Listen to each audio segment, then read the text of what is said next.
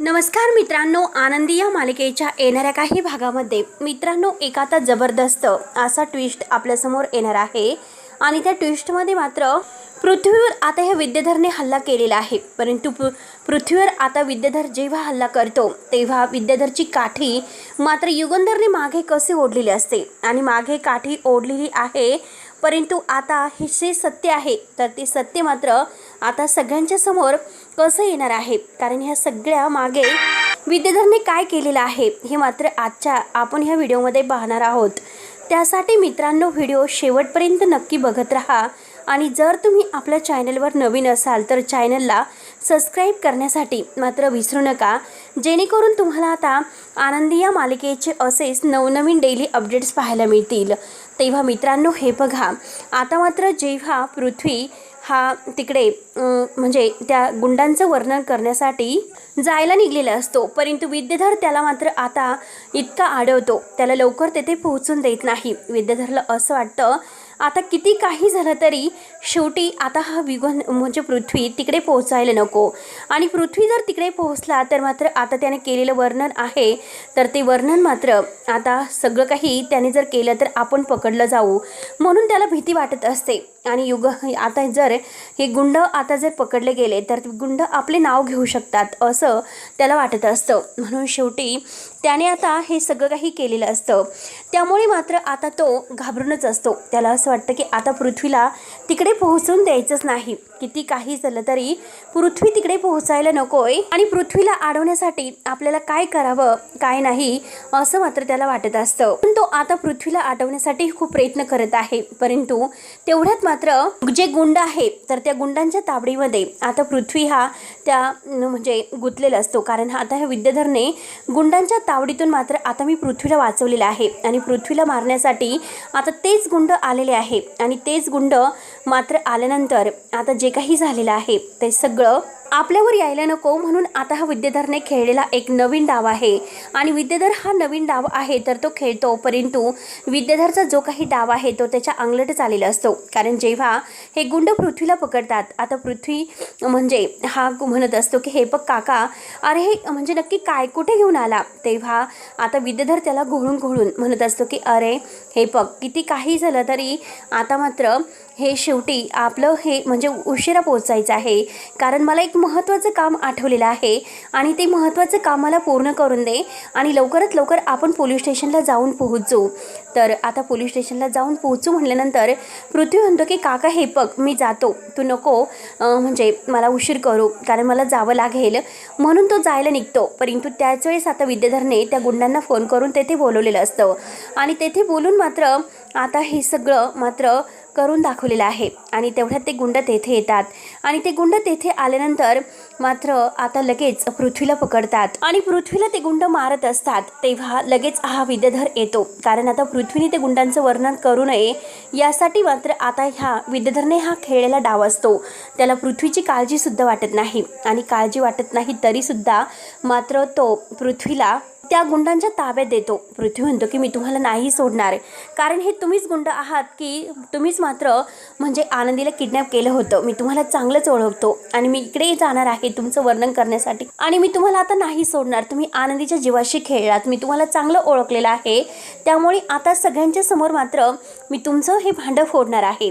तेव्हा ते गुंड पृथ्वीला पकडतात, पण त्यांच्या मागून मात्र आता पृथ्वी जेव्हा गुंडांना मारत असतो तर विद्याधर मागून येतो आणि विद्याधर पृथ्वीच्या डोक्यात जोराने मारतो. परंतु त्याच वेळेस आता तेथे युगंधर आलेला असतो. युगंधरला माहिती असतं की पृथ्वी अजूनपर्यंत पोलीस स्टेशनला पोहोचलेलं नाही, पृथ्वीला येण्यासाठी का वेळ होतो, म्हणून तो शिर्केंना फोन करून विचारतो की पृथ्वी तिकडे आला का. त्यावरती आता शिर्के म्हणतात की नाही, कारण पृथ्वी अजूनपर्यंत तिकडे पोहोचलेला नाही आणि जरीही मात्र आता तो तिकडे आला तर लगेच आता शिर्के सांगतात की मालक साहेब त्याच्याबरोबर विद्याधर आहे आणि विद्याधर माहिती आहे की हे सगळं काम करणारा तोच आहे, कारण हे सर्व करणारा तोच असेल, म्हणूनच त्याने पृथ्वीला एकट्याला येऊन दिलेलं नाही. हे जेव्हा युगंधरला माहिती होतं तर युगंधर धावतच आता इकडे आलेला असतो, कारण जेव्हा पृथ्वीला त्या गुंडांनी पकडून मारण्याचा प्रयत्न केलेला आहे आणि जेव्हा पृथ्वीच्या डोक्यामध्ये ह्या विद्याधरने म्हणजे एक दांडका घातलेला असतो, पृथ्वी बेशुद्ध पडतो जोरामध्ये. आता इतका म्हणजे दांडका डोक्यामध्ये बसल्यानंतर झाल्यानंतर आणि त्याच वेळेस आता युगंधर मागून आलेला असतो. युगंधर विद्याधरचा हात धरतो आणि विद्याधरचा हात धरून मात्र त्याला असडतो आणि त्या सगळ्यांना समजतं की हे सर्व करणारा विद्याधर आहे. युगंधर म्हणतो की मला वाटलंच होतं विद्याधर, अरे तूच हे सर्व करणारा कारस्थानी आहे, पण मला तुला रंगेहात पकडायचं होतं आणि पृथ्वीच्या समोर तुझा खरा चेहरा आणायचा होता. तेव्हा पृथ्वीला मात्र युगंधर धरतो आणि म्हणतो की पृथ्वी तुला काही झालं तर नाही ना. पृथ्वी म्हणतो की नाही बाबा, पण मला विद्याधर काका इतकं काही करेल मला वाटलं नव्हतं, कारण आज विद्याधर काकाने माझ्या डोक्यामध्ये लाकूड मारलं आणि मला बेशुद्ध जर मला मारण्याचा प्रयत्न त्याने केलेला आहे तर तो किती नालायक थराला जाऊन पोहोचू शकतो हे आज मला समजलं. म्हणून तो आपल्या बाबांची माफी मागतो आणि पृथ्वीला घाईने आता युगंधर घरी घेऊन येतो. विद्याधरला म्हणतो की तू लवकरात लवकर घरी ये, मी तुला दाखवतो काय आहे ते. आणि विद्याधर म्हणतो की अरे तू माझ्यावर कसले आरोप करतो. युगंधर म्हणतो की चल मी तुला घरी गेल्यानंतर दाखवतो. युगंधरने पोलिसांना फोन केलेला असतो आणि पृथ्वी आता विद्याधरच्या विरुद्ध साक्ष देणार आहे, कारण त्याला मारण्याचा प्रयत्न विद्याधरने केलेला आहे हे पृथ्वीने सुद्धा पाहिलेलं असतं आणि युगंधरने तर त्याला रंगेहात पकडलेलंच असतं. युगंधर आता पृथ्वीला म्हणतो की बघितलंस का, तुझ्या काकाचे हे रंगरूप आहे, दाखवण्यासाठी वेगळे आणि बाहेर वागण्यासाठी वेगळे. म्हणून मात्र आता हे सर्व काही झाल्यानंतर तेव्हा आता विद्याधर घरी येतो. विद्याधर म्हणतो की अरे तू माझ्यावर का आरोप करतो. पृथ्वी म्हणतो की हो काका, आता तुझ्यावर आरोप तर केलेच पाहिजे. आज तू माझ्या जीवावर उठला, आनंदीच्या जीवावर सुद्धा तूच उठला असेल आणि ते गुंड तुझेच असतील. आणि तेवढ्या शिर्के त्या गुंडांना पकडून घरी घेऊन येतो आणि ते गुंड विद्याधरचं नाव घेतात.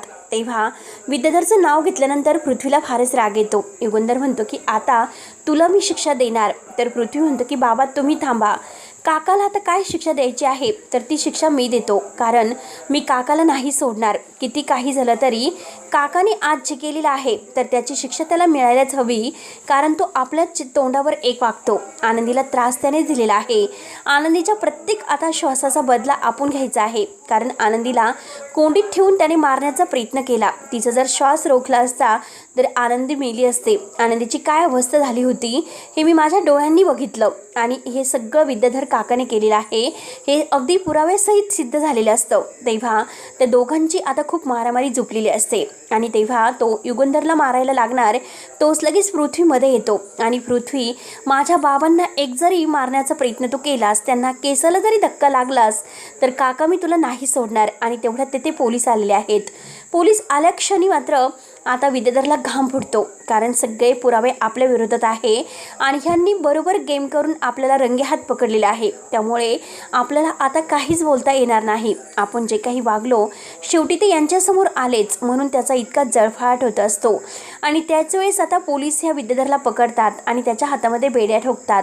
पृथ्वी म्हणतो की हाच तर ह्याच लायकीचा आहे, कारण काका तू असं काही वागशील मला वाटलं नव्हतं. म्हणून पृथ्वीचे आज डोळे उघडतात आणि आज आपल्या जीवावर हा विद्याधर काका उठू शकतो तर तो काय आपल्यावर प्रेम करू शकतो. तर जे काही आपल्याशी वागतो ते सगळं खोटं वागतो.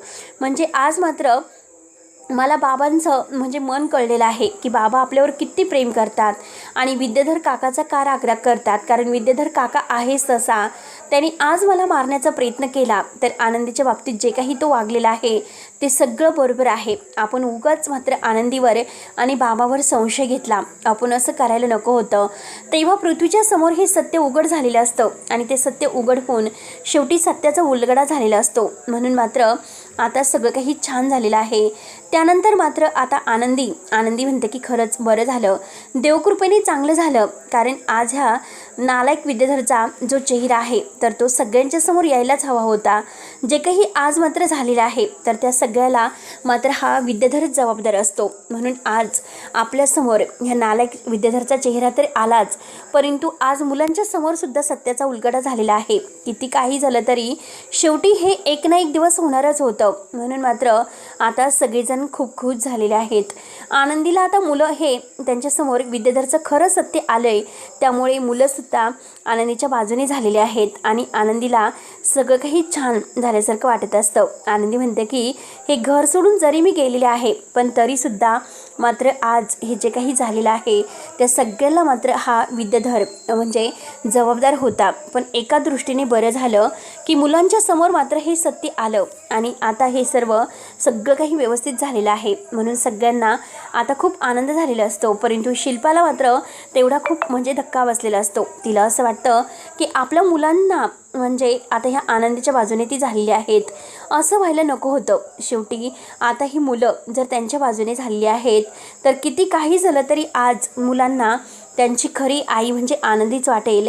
कारण आनंदी ही त्यांच्यावर खूप प्रेम करते, माया करते आणि सगळं काही हे मुलांच्याच प्रमाणे झालं आणि मुलं जर आनंदीच्याच मनाप्रमाणे वागलीत तर आपलं काही खरं नाही. म्हणून आता त्यांना खूप मोठा धक्का बसलेला असतो. तेव्हा मित्रांनो, आता मात्र नक्की काय होईल पुढे हे बघण्यासाठी आपल्या चॅनलला नक्की सबस्क्राईब करत राहा.